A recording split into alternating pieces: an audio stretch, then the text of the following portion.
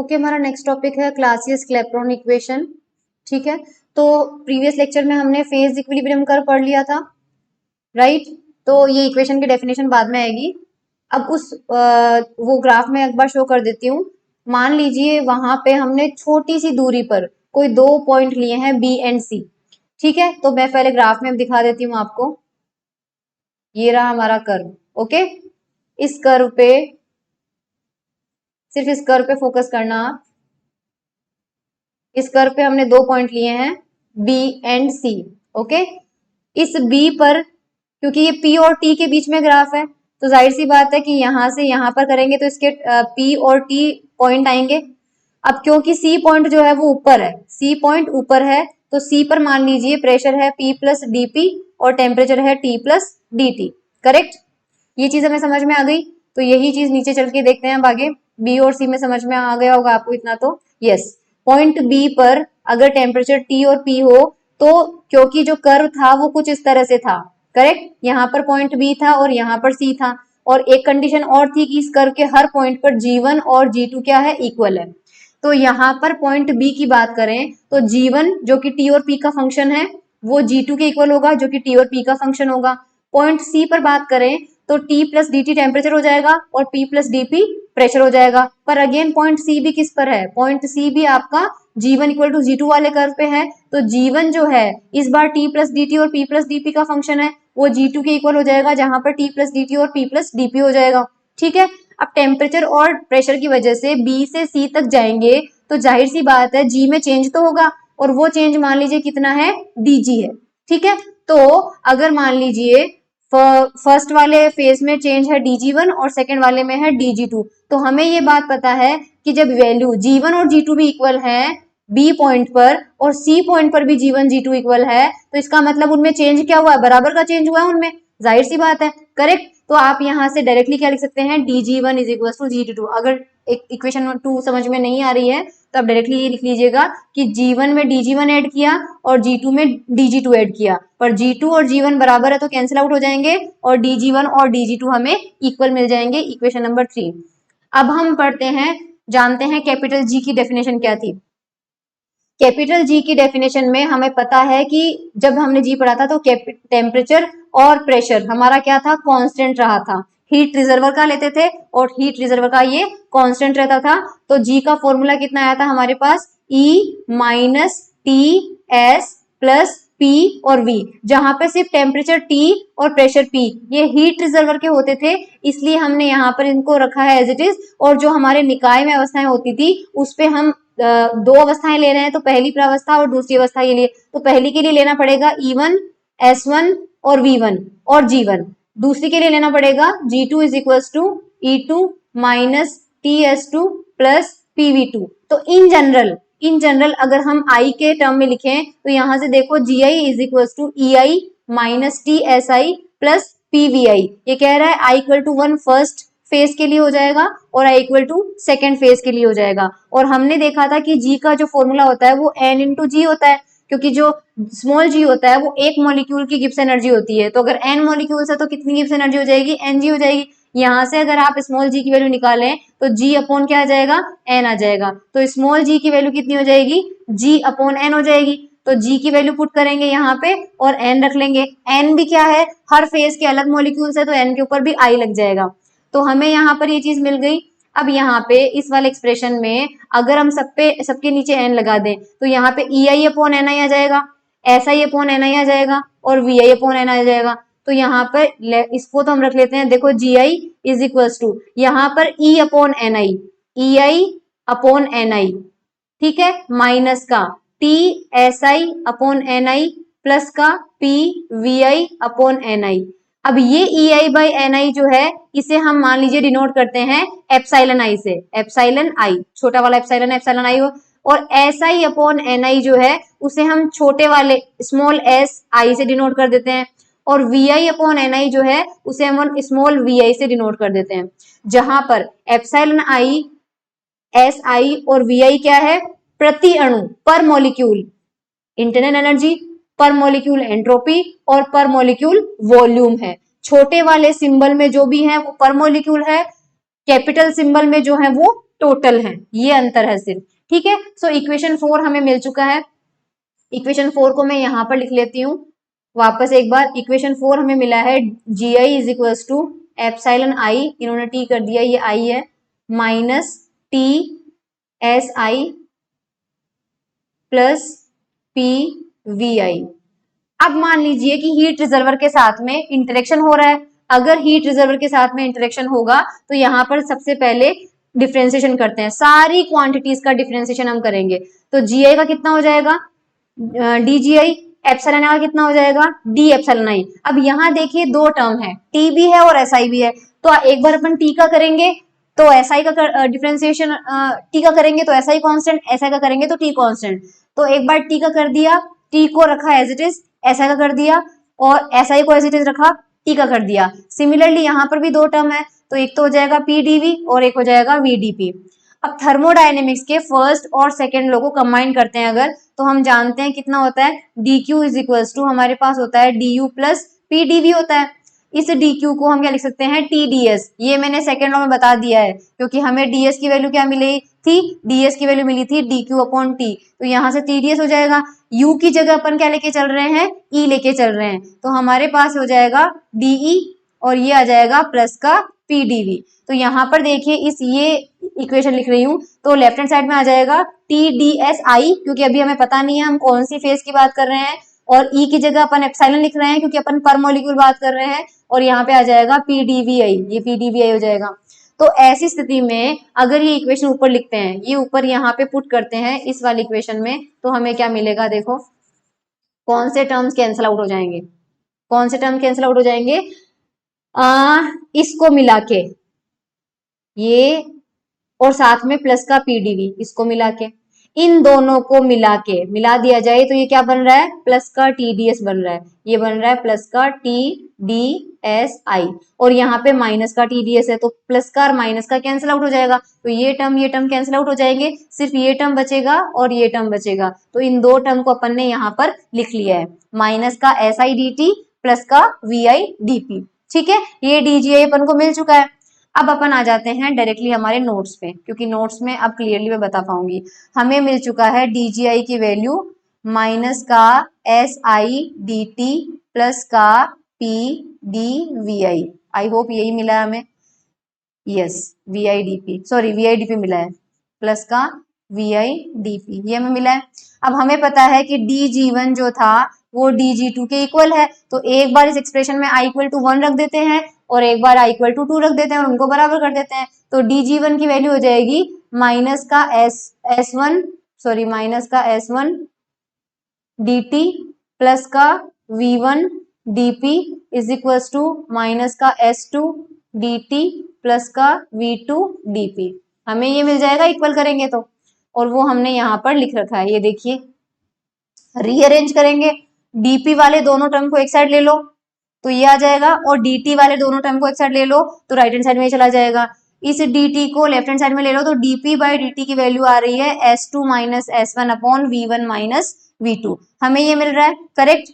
अब हम यहाँ पर क्या करेंगे कि जब भी फेज चेंज होता है, यानी आइस से वाटर में कन्वर्जन होगा या वाटर से आइस में कन्वर्जन होगा, जब भी फेज चेंज होता है तो हमेशा उसके लिए या तो हीट का अब्जॉर्प्शन होता है या हीट का इमिशन होता है, और ये वाली जो हीट होती है उसकी डेफिनेशन आपने क्लास 11th या 9th में पढ़ी होगी, इसे गुप्त ऊष्मा या लेटेंट हीट कहते हैं, क्योंकि जब आइस में कन्वर्जन हो जाता है तो 0 डिग्री सेंटीग्रेड का आइस पहले कन्वर्ट होके टेम्परेचर बढ़ाएंगे तो 0 डिग्री सेंटीग्रेड के वाटर में कन्वर्ट होता है, यानी कि अगर टेम्परेचर चेंज ही नहीं हुआ तो जो हमने हीट दी थी वो कहाँ गई, वो सिर्फ इसका फेज चेंज करने के काम में आई थी, इसलिए इसका नाम गुप्त ऊष्मा रखा गया है, क्योंकि ये टेम्परेचर चेंज नहीं करती है, टेम्परेचर में इंक्रीमेंट या डिक्रीज हमें नहीं दिखता है, तो इसे लेटेंट हीट कहते हैं। और यहाँ पर जो हमारा 1 और 2 से जा रहा है या 2 से 1 में आ रहा है, उसके लिए जितनी भी हीट रिक्वायर्ड है वो सारी की सारी फेज चेंज करने के काम में आ रही है, इसलिए हम उसे अब Q की बजाय किसे डिनोट करेंगे, L से डिनोट करेंगे, जहां L4 क्या है, लेटेंट हीट है। तो अगर फेज 1 से फेज 2 में ट्रांजिशन हो रहा है और हमारा हीट का अब्जॉर्प्शन हो रहा है पर मोल, तो उसे हम लिखते हैं L12। L12 का मतलब 1 से 2 में जाने के लिए कितनी हीट अब्सॉर्ब की गई है। तो उस कंडीशन में अगर हम निकालें तो हमें पता है कि डेल्टा एस जो होता है वो dq बाई टी के इक्वल होता है, करेक्ट, या ds जो होता है वो डेल्टा क्यू के बाई टी क्यू। तो ds जो है वो तो कितना हो जाएगा, S2 माइनस S1 हो जाएगा, और यहाँ पर डेल्टा क्यू को हम लिखेंगे L12। तो यहाँ पे S2 माइनस S1 जो है वो वैसे तो dq अपॉन टी होता है, पर वो अब क्या हो जाएगा, L12 अपॉन टी हो जाएगा, क्योंकि dq को हमने L से रिप्रेजेंट किया है, ठीक है। और हमारे पास यहाँ पे पर मोल अपन को लेना है, ये स्मॉल s जो था वो पर मोल था, तो टोटल सिस्टम के लिए करना पड़ेगा, तो किससे मल्टीप्लाई करना पड़ेगा, n से मल्टीप्लाई करना पड़ेगा, तो n से हमने मल्टीप्लाई कर दिया है। अब हम देखेंगे कि जो dp बाई dt था, dp बाई dt कितना था, S2 minus S1 upon V2 minus V1 था। तो यहां से अगर अपन S2 माइनस S1 की वैल्यू इस इक्वेशन से लिखते हैं तो वो कितनी आ रही है, इस n को यहाँ लेके आ जाओ, nt, L12 अपॉन nt। तो S2 माइनस S1 की जगह हम रख सकते हैं L12 अपॉन nt, और ये टर्म एज इट इज रहेगा। तो L12 अपॉन nt, तो हमने जो वैल्यू रखी है वो किसकी रखी है, S2 माइनस S1 की, और साथ में क्या है, V2 माइनस V1 है, ठीक है। इसको हम रख सकते हैं V2 माइनस V1 जो है उसे हम क्या लिख सकते हैं, डेल्टा V लिख सकते हैं, और साथ में n को भी इंक्लूड कर लो, क्योंकि small v2 minus small 1 single molecule के लिए थे, अगर उसको n से मल्टीप्लाई कर देते हैं तो वो capital V2 minus capital V1 हो जाएगा। तो यहाँ पे n गायब हो गया, इसलिए n किस में चला गया, V2 माइनस 1 में चला गया। तो या फिर आप इसको रख लीजिए यहाँ पर V2 माइनस V1 में, तो जहां पर डेल्टा V क्या है वो आपका कैपिटल N और स्मॉल v में आ जाएगा, ठीक है। तो ये हमारा एक्सप्रेशन यहाँ पे आ चुका है। This equation is called Clausius Clapeyron equation. Exam में अगर 1 मार्क का क्वेश्चन आता है तो सिर्फ यही लिखा जाएगा कि क्लासियस क्लैपेरॉन इक्वेशन क्या है, तो आपको बस dp by dt is equal to ये लिखना है, और आपको बताना है कि इस इक्वेशन से हम मेल्टिंग पॉइंट या बॉइलिंग पॉइंट पर इफेक्ट जो है वो पढ़ सकते हैं। वो कैसे पढ़ सकते हैं, इसके एप्लीकेशंस क्या है, इसके एप्लीकेशन पे आते हैं। तो सबसे पहले इसका एप्लीकेशन है effect of pressure on boiling point, फिर देखेंगे effect of pressure on melting point. अब देखो, अगर हम बॉइलिंग पॉइंट की बात कर रहे हैं तो जाहिर सी बात है हमें सॉलिड फेज की तो बात ही नहीं कर रही है, क्योंकि बॉइलिंग कब होती है, जब जो लिक्विड होता है वो गैस में कन्वर्ट होता है, या वेपर में कन्वर्ट होता है, या फिर स्टीम में कन्वर्ट होता है। तो यहाँ पर लिक्विड रहेगा और गैस स्टेट रहेगी। तो मान लीजिए कोई लिक्विड है, उसका बॉइलिंग पॉइंट टेम्परेचर T है, ठीक है, और उस टेम्परेचर T पर T को कांस्टेंट रखते हुए, क्योंकि हमने देखा है कि 100 डिग्री सेंटीग्रेड का पानी अगर हम उसका टेम्परेचर बढ़ाएं तो पहले वो 100 डिग्री सेंटीग्रेड की स्टीम में कन्वर्ट होगा, तो टेम्परेचर तो कांस्टेंट ही रहेगा ना, टेम्परेचर चेंज नहीं होता है ना। जब फेज चेंज होता है तो टेम्परेचर कांस्टेंट रहता है, इसलिए हमने लिखा है कि बॉइलिंग पॉइंट अगर T है तो उसी T टेम्परेचर पर वो लिक्विड से किस में कन्वर्ट होता है, गैस में कन्वर्ट होता है। तो जब वो लिक्विड से गैस में कन्वर्ट होता है तो हमेशा उसका वॉल्यूम जो होता है वो क्या बढ़ेगा, वॉल्यूम क्या होगा, बढ़ेगा। पानी का वॉल्यूम देख लो और गैस का वॉल्यूम देख लो, पानी का एक लिमिटेड वॉल्यूम होगा, गैस का अनलिमिटेड वॉल्यूम होता है। तो जब भी लिक्विड जो है वो गैस में कन्वर्ट होगा तो वॉल्यूम बढ़ेगा। अगर वॉल्यूम बढ़ेगा तो V2 माइनस V1 क्या होगा, पॉजिटिव होगा, क्योंकि V2 जो है वो गैस का वॉल्यूम है और V1 जो है वो लिक्विड का वॉल्यूम है। V1 कम है, V2 ज्यादा है, तो ये क्वांटिटी हमेशा पॉजिटिव रहेगी। लेटेंट हीट पॉजिटिव होगी, क्योंकि जब लिक्विड से स्टीम में जाना है तो बाहर से हीट सिस्टम को लेनी पड़ेगी, और जब भी हीट अब्सॉर्ब की जाती है तो हीट की वैल्यू पॉजिटिव ली जाती है, और जब हीट रिलीज की जाती है तो हीट की वैल्यू नेगेटिव ली जाती है। और टेम्परेचर जो होता है वो तो हमेशा ही पॉजिटिव होता है, क्योंकि 0 केल्विन अभी तक हम अप्रोच नहीं कर पाए हैं। जितने भी टेम्परेचर हैं वो सारे हमेशा क्या रहेंगे, पॉजिटिव। आप सेंटीग्रेड में करके नेगेटिव मत कर देना कि -5 डिग्री सेंटीग्रेड है, नहीं, इस फॉर्मूले में टेम्परेचर को क्या रखते हैं, हमेशा केल्विन में रखते हैं, तो वो पॉजिटिव ही आएगा। तो L पॉजिटिव है, T पॉजिटिव है, V2 माइनस V1 पॉजिटिव है। तो इसमें इक्वेशन 8 में देखो L पॉजिटिव है, T पॉजिटिव है, V2 माइनस, तो ये पूरी की पूरी क्वांटिटी क्या हो गई, पॉजिटिव हो गई, यानी dp बाई dt क्या हो गया, पॉजिटिव हो गया। तो अगर dp बाई dt पॉजिटिव हो गया तो इस स्थिति में dp बाई dt की वैल्यू सदैव धनात्मक रहेगी, ठीक है। तो धनात्मक रहने में हम क्या बोल सकते हैं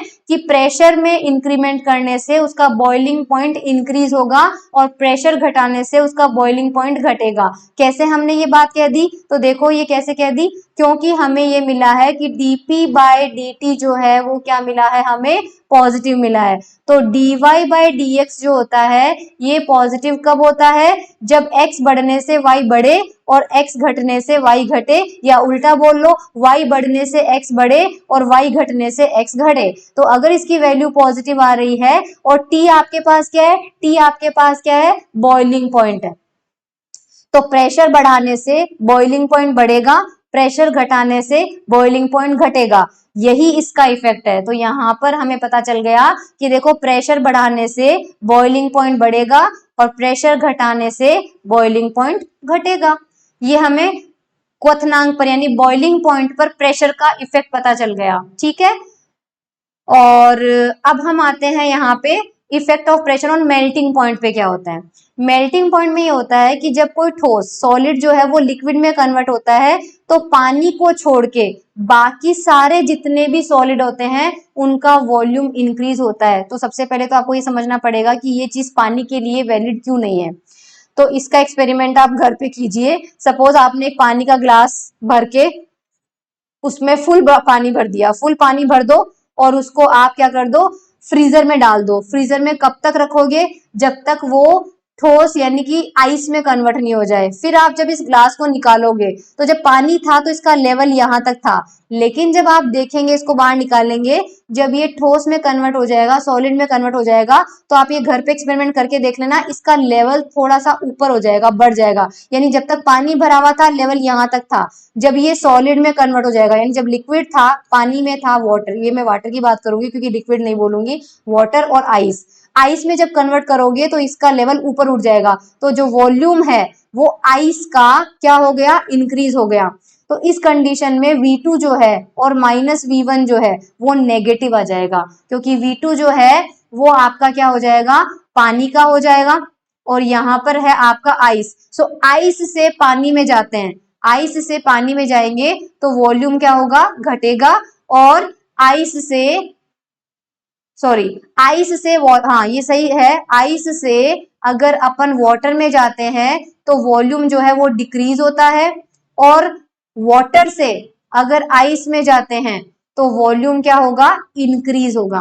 तो फिलहाल क्योंकि हम मेल्टिंग की बात कर रहे हैं, मेल्टिंग का मतलब जो आइस है वो किस में कन्वर्ट हो रहा है? पानी में कन्वर्ट हो रहा है, ठोस अवस्था लिक्विड अवस्था में कन्वर्ट हो रही है।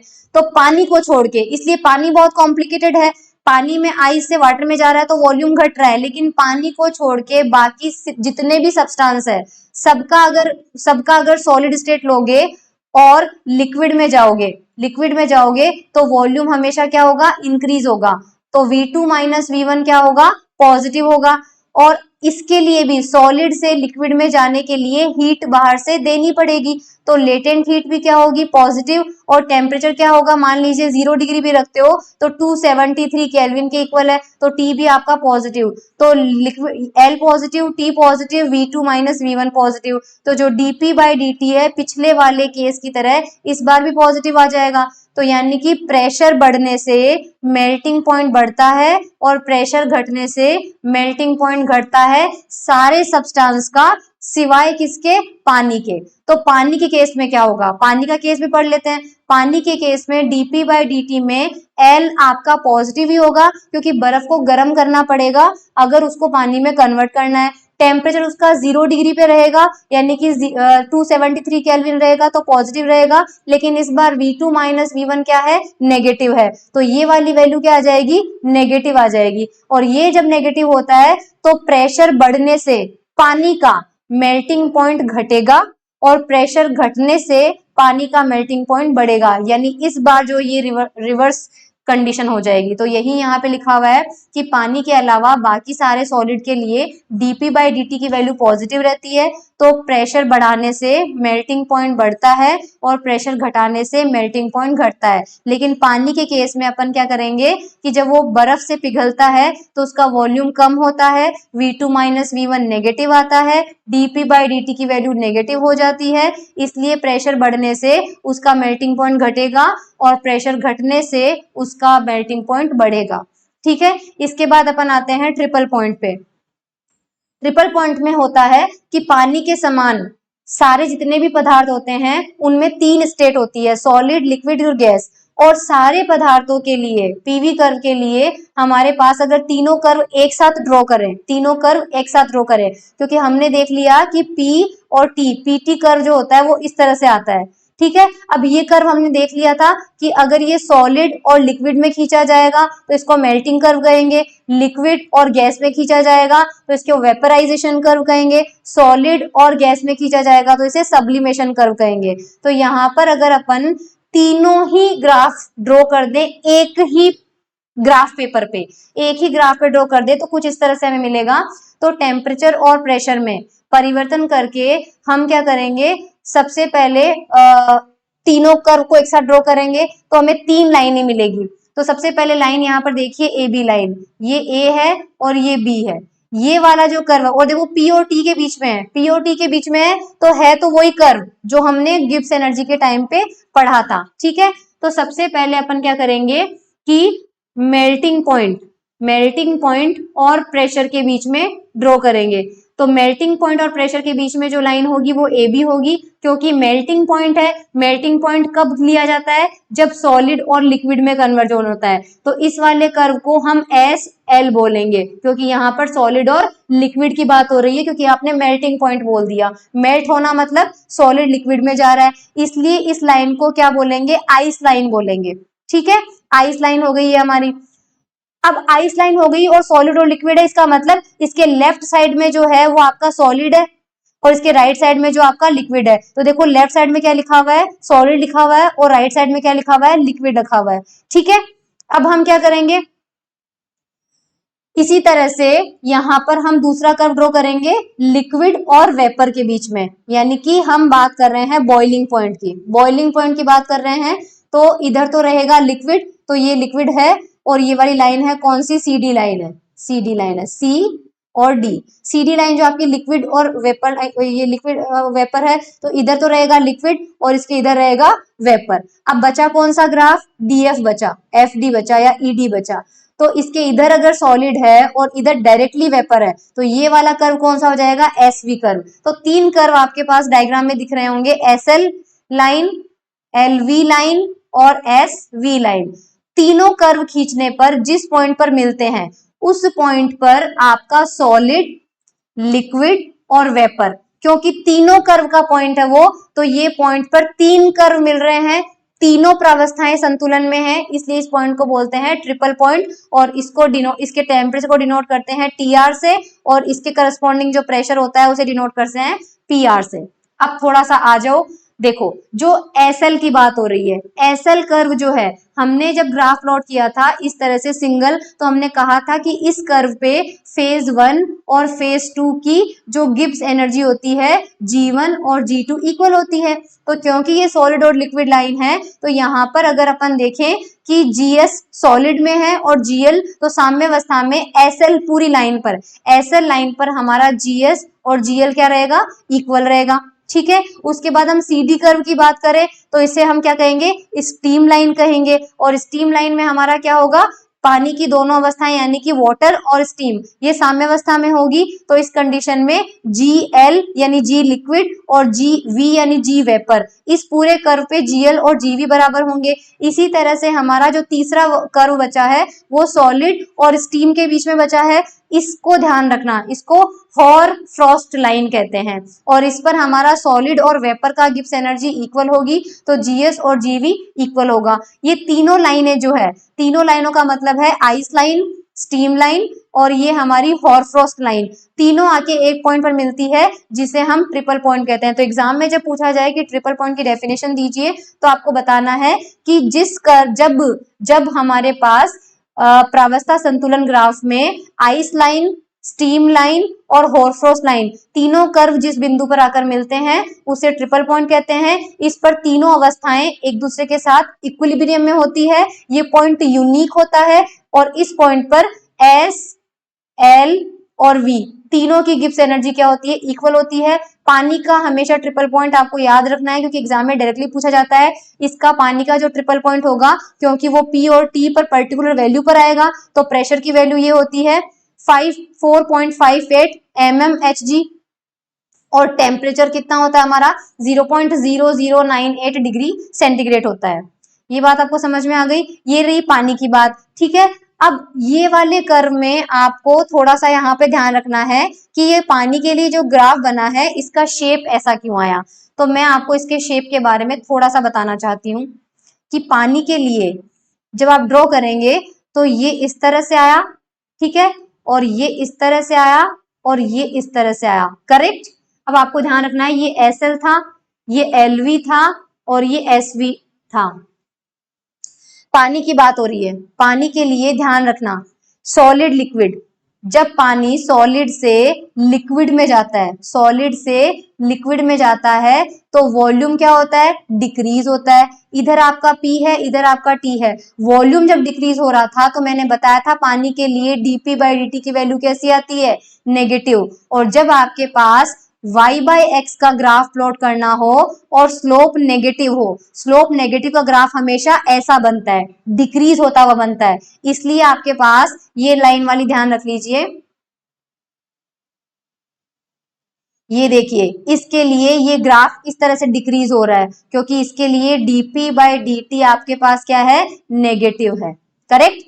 लेकिन पानी में जब लिक्विड जो है वेपर में जाता है तो उसका वॉल्यूम बढ़ता है और वॉल्यूम बढ़ता है तो dp/dt की वैल्यू क्या आती है, पॉजिटिव। और जिस ग्राफ में y और x के बीच में अगर स्लोप बढ़ता हुआ होता है तो वो ग्राफ हमेशा इंक्रीजिंग होता है। तो लिक्विड और वेपर जो है वो आपके पास बढ़ेगा क्योंकि यहाँ पर dp/dt क्या है, पॉजिटिव है। और पानी जब सॉलिड से वेपर में जाएगा तो ठोस के कंपैरिजन में जो गैस होती है उसका वॉल्यूम हमेशा ज्यादा होता है, तो वॉल्यूम इंक्रीज होगा और इसलिए आपका ग्राफ इंक्रीजिंग बनना चाहिए, यानी ऐसा बनना चाहिए। तो ये तीसरा वाला ग्राफ है वो भी इंक्रीजिंग है क्योंकि इसके लिए dp/dt आपके पास क्या है, पॉजिटिव। तो पानी के लिए ये वाला कर्व ध्यान रखना। पर पानी के अलावा और कोई भी सब्सटेंस लेंगे, फॉर एग्जांपल अगर अपन CO2 लेते हैं तो CO2 के लिए क्या होगा, तीनों जो कर्व हैं, तीनों जो कर्व है यानी SL, LV और SV, इसके लिए भी dp/dt क्या हो जाएगा,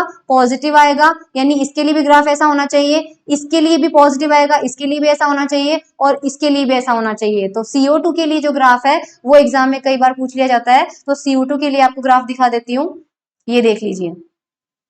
CO2 के लिए आपके पास में यहाँ पे CO2 के लिए आपके पास में ये रहा ग्राफ। SL ग्राफ देखिए इंक्रीजिंग आ रहा है कि नहीं आ रहा, जस्ट अ मिनट, मैं ये वाला ग्राफ इसमें दिखाऊंगी एक बार क्योंकि उसमें मेरा पेन चलने में इशू आ रहा है।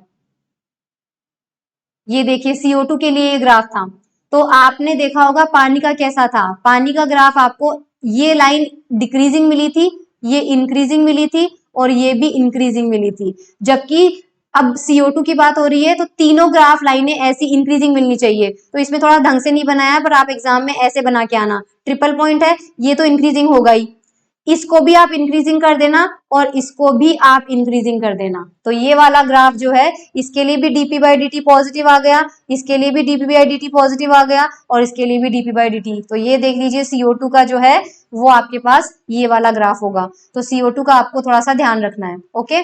तो यहाँ पे अपन CO2 के ग्राफ में आ गए। अब ये जो है यहां तक हो गया और इसके बाद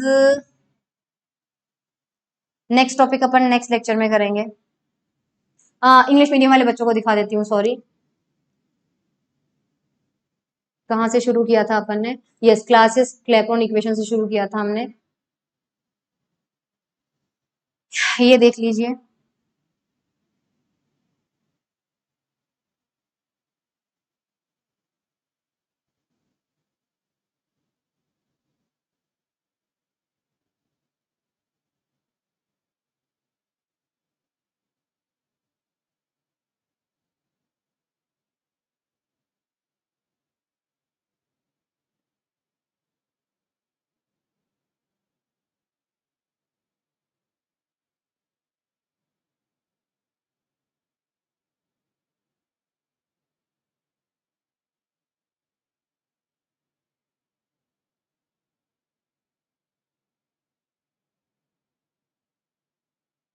ये कर्व अच्छे से दिखा देती हूँ। ये कर्व ऐसा, पानी का कर्व ऐसा है ना।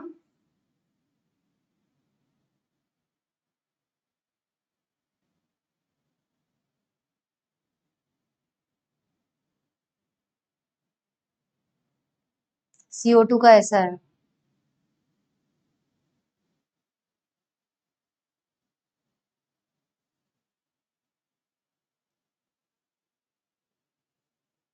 That's it.